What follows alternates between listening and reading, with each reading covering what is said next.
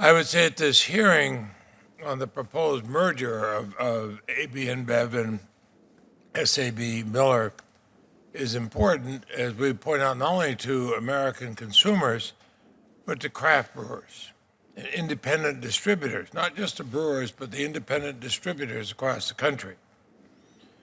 Now, Vermont was one of the earliest incubators of craft brewing. We have 40 breweries. Now, we're a state of only 600,000 people, but we have 40 breweries. Some of them are award-winning beers, world award-winning beers, and people travel from all over the country to visit them. And of course, they've improved our economy. I like the fact that it's just one more thing making Vermont a destination state. And we want to make sure that these craft brewers, but also the brewers of tomorrow in any state, can compete. And the consumers will have the choice. The proposed merger we consider today join the two giants of the beer industry. They're 70% of the U.S. market, 70%. The parties have announced that AB-InBev will divest ownership of SAB's stake in Miller Coors, selling it to Molson. I welcome that effort. It will address some of the concerns we have. But I think when you still look at the size of what's left, we have to take a look at this transaction. I want to know how it's going to operate in practice.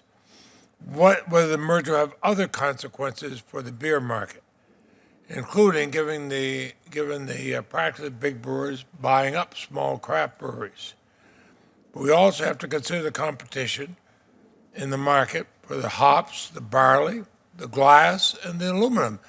Now, these may sound like prosaic things, but you're not going to be able to compete if you can't buy hops, barley, glass, and aluminum because the giants have cornered the market.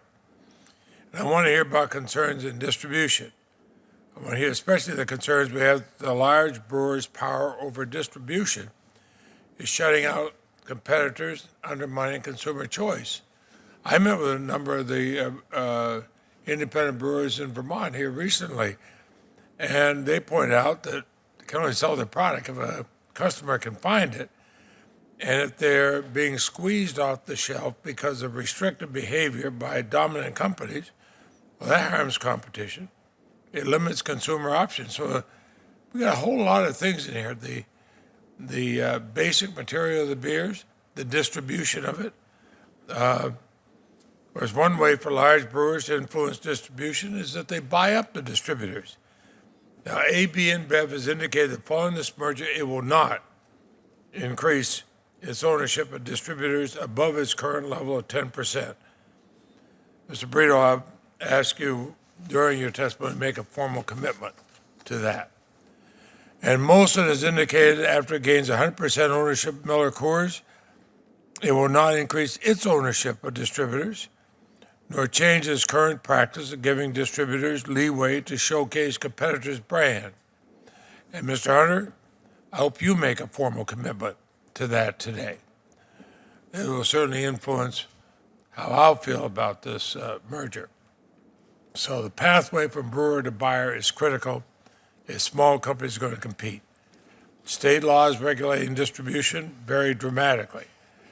Many small brewers feel constrained about the current state of distribution. I hope that's going to be a subject closely reviewed. But anyway, as a Vermonter, as one who is so proud of these craft brewers in my state, I see what their creativity does.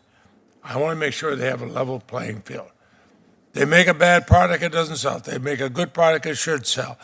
But I don't want them closed out because they can't distribute or they can't get the basic parts that they need. So thank you, Mr. Chairman.